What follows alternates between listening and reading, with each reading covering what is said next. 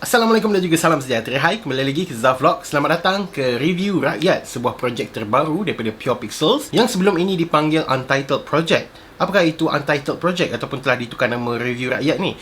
Review Rakyat adalah peluang yang Zaf berikan kepada subscriber semua untuk menghantar video review anda dan Zaf akan compilekan dalam satu video dan kita publish di dalam Pure Pixels YouTube channel dan menjadikan satu konten terbaru. Okay?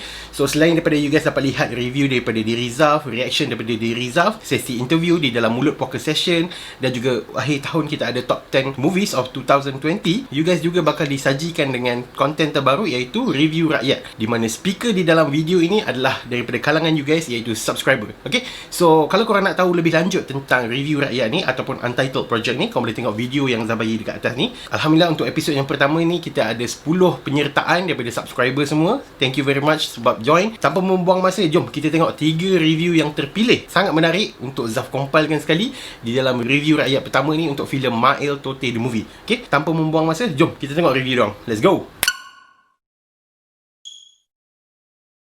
Assalamualaikum dan apa khabar semua yang menonton video ini. Harap anda semua dalam keadaan baik dan sihat sejahtera. Selamat datang ke Untitled Project by Pure Pixels. Okay, hari ni aku nak buat review berkenaan filem Mael Tote The Movie arahan Syahmi Sazli. Kenapa aku nak review filem ni? Sebab aku daripada Kelantan dan dia macam ada sedikit attachment lah dengan aku. Dan aku juga follow almost semua drama spontan yang Syahmi Sazli buat di YouTube, aku follow. Okey, jadi bebel banyak-banyak pun tak guna. Kita berbalik kepada kita punya tajuk iaitu review kepada filem Mael Tote. Cerita Mael Tote ni dia mengisahkan tentang perjalanan percintaan yang dilalui oleh Mael ataupun lebih dikenali sebagai Mael Tote. Benda yang pertama yang aku nak cakap adalah filem ni sangat-sangat baik pada permulaan. 40 minit macam tu bagus. It's very perfect filem. Mungkin masa awal kita agak blur sikit dengan dia punya plot. So bila dah masuk ke pertengahan tu, semuanya okey. Semuanya quite okey lah. Walaupun babak-babak dia sebenarnya antara sequence babak-babak dia tak berapa smooth sangat. Aku suka dia punya gambar. Dia punya gambar dia memang menarik. Kalau korang tengok dia punya colouring dia, contoh macam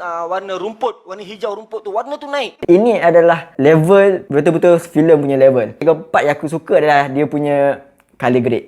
Color grade dengan dia punya writing. Sebiji macam MTAS. Memang MTAS pun yang buat dan yes, aku suka color grading yang dibuat pada MTAS. Benda tu menarik perhatian aku ketika aku tengok. Aku tahu, cantiknya. Sebab dia, penggambaran dia macam kat kampung-kampung. Jadi dia banyak macam rumput-rumput, daun-daun. So, bila aku tengok warna-warna hijau tu, dia jadi macam, memang cantik lah senang kata. Dan sebagai filem yang menelan bajet sebanyak RM400,000 kalau tak salah aku, orang kata apa, dia punya visual lagi menarik daripada filem-filem mainstream. Kebanyakan filem-filem mainstream Melayu. Walaupun sekarang ni banyak dah filem mainstream Melayu, filem mainstream daripada Malaysia yang memang dah tunjukkan visual-visual yang menarik. Tapi masih ada lagi filem-filem Melayu lain yang macam terkebelakang sikit dia orang punya visual, macam terlalu old school sangat. So cerita ni dia macam nampak moden. Memang visual dia very modern visual. Banyak penggunaan SMB shot, banyak menggunakan drone untuk tangkap shot-shot cantik di Kelantan. So it's nice lah. Kalau elemen joke ataupun lucu yang terdapat dalam filem ni, itu ikut orang. Ada orang yang boleh accept dengan joke yang dalam filem ni, ada orang yang tak boleh accept. Sebagai contoh, semalam aku tengok dengan wife aku. Bagi aku benda tu lawak. Ada part yang lawak tapi wife aku macam blur. Ada satu scene tu yang Yo cakap, kalau betul you masuk syurga, you nak bawa ayah. Lepas tu tiba-tiba asyik masuk. Habis tu aku nak letak mana? Bagi aku benda tu lawak kan. Bagi aku benda tu lawak. Tapi wife aku tak gelak. Aku tak tahu lah. Mungkin joke tu tak sampai dekat wife aku. Ataupun wife aku yang tak kerti nak gelak ke. Macam mana itu subjektif lah. Dari segi lakonan, Syahmi Sazli yang melakukan watak Mael Tote bagi aku best. Sebab nampak karakter Mael Tote yang seorang yang lurus bendul tu. Memang nampak dia punya lurus bendul dia. Dengan dia punya muka dia macam tu. So, memang kena Syahmi Sazli melakukan watak Mael Tote. Yang kedua bagi aku, teacher. Teacher pun lakonan dia mantap. Serius, best. Tapi secara jujurnya, yang paling aku suka sekali lakonan dalam filem Mael Tote ni adalah Yo Pare. Dia punya berlakon aku macam tak sangka, serius.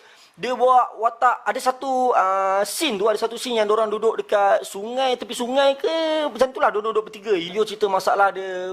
Scene tu bagi aku paling, aku touching lah. Aku macam dapat rasa macam sedih jugalah. Aku tengok Yo Pare dalam filem tu macam, woi, gempak doh, serius doh. Yo Pare ni gempak doh berlakon. Selain daripada tu, kritikan sosial. Korang tak cakap lah kritikan sosial ni dalam filem Mael Tote ni. Memang banyak kritikan sosial yang diletakkan dalam filem Mael Tote ni. Kalau korang nak tahu apa benda, korang kena tengok sendiri filem tu. Ketika Mael Tote nak kahwin, yang kawan-kawan dia kata, tu nak batal sembahyang, tu. Cium lah, cium lah. Tok Kadir cakap apa? Nak batal semayang, kentut pun boleh. Tak payah nak cium depan orang ramai. Jadi benda tu biasa yang dilakukan oleh masyarakat kita. Waktu menikah, dia cium untuk batalkan air semayang. Jadi tu antara benda yang dikritik lah. Next, apa yang aku suka dengan filem ni adalah dia punya shot lah.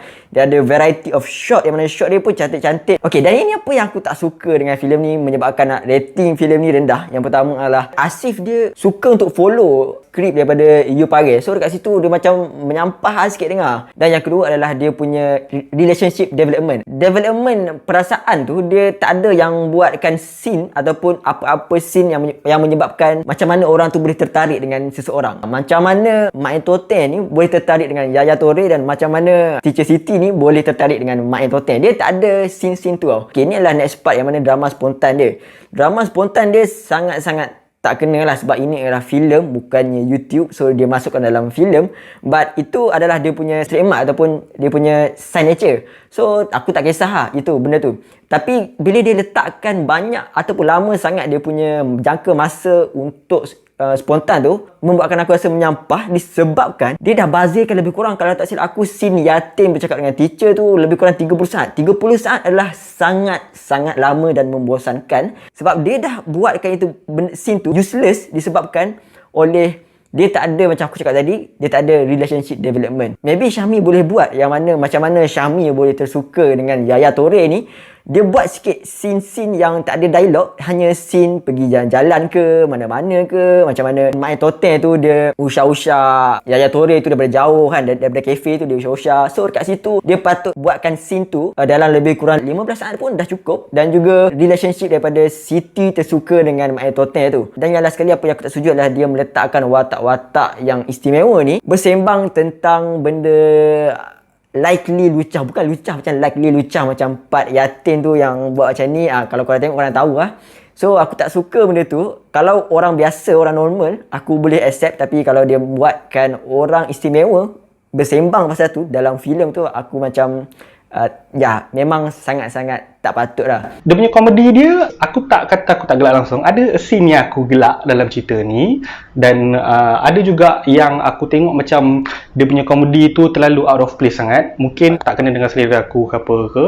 Tapi aku tertarik dengan satu watak Kamarul Haji Yusof yang bawa watak Tok Kadir lah cerita ni. Dia punya watak tu sekejap, dia macam cameo je. Tapi dia punya kritikan sosial yang dia bagi tu memang menusuk jugalah kan. So macam kena lah, tepat lah kena pada masyarakat sekarang ni. Dan apa yang aku kurang sikit tentang filem Mak Entoten ni, bagi aku cerita dia terlalu laju. Mana taknya mula dia putus cinta, lepas putus cinta dia suka dekat Yaya, lepas tu dia pergi belajar BI, bila dia belajar tiba-tiba cikgu dia suka dia, lepas tu tiba-tiba dia kahwin dengan cikgu dia, lepas tu tiba-tiba dia ceraikan cikgu dia disebabkan Yaya hasut dia cuma sekali je, lepas tu tiba-tiba cikgu dia nak aku bagi aku. Lajunya. Dan kedua, dia masih menggunakan konsep YouTube. Jadi kalau korang memang peminat seti Syahmi Shazli daripada YouTube, korang berkemungkinan dah boleh baca ataupun dah boleh dapat agak lepas ni apa berlaku. Sebab dia masih lagi menggunakan jalan cerita yang sama daripada YouTube tu, dia bawa masuk dalam filem dia.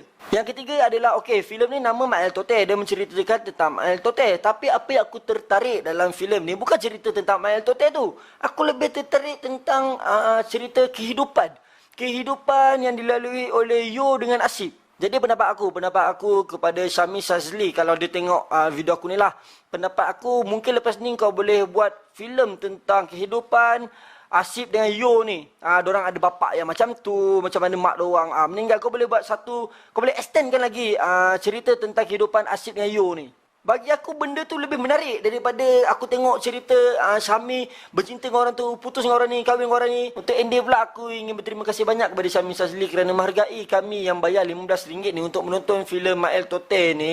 Tapi bagi aku, walaupun kau nak menghargai penonton, macam tak best lah kau buat ending macam tu Okay, so secara keseluruhannya bagi aku memang filem ni boleh ditonton secara umum. Dan aku boleh recommend lah dekat korang, kalau korang nak tengok bosan-bosan, memang korang boleh tengok cerita ni. Sebab lawak dia kalau 100%, lawak ada 100%, aku boleh bagi lawak dia lebih kurang 60% lah. Aku gelak sebab aku Kelantan dan apa yang dia cakap tu aku faham. Bagi aku taklah berbaloi ke apa ke. Tapi kau takkan rasa macam kecewa lah bila kau beli untuk tengok filem ni kan. Cumanya satu, filem ni dia tak ada vibe filem sangat. Dia lebih kepada macam telefilm, drama. So mungkin kalau orang rasa macam kecewa sebab jalan cerita dalam filem ni dia bukan sampai ke tahap level filem lagi, itu je. Tapi bagi aku it's okay, it's quite good. Lagi-lagi pula untuk pengarah muda daripada Syazmi Shazli macam ni, so memang aku quite amazed jugalah dengan apa yang dia cuba sampaikan kepada penonton. Okay, sampai di sini saja video aku untuk kali ini. Kepada Syazmi Shazli, aku harap tak apa, ini kau punya first film, kau masih menggunakan konsep macam ni. Harap lepas daripada ni kau boleh buat filem yang lebih serius lagi. Dan apa rating aku bagi adalah 5/10 bintang.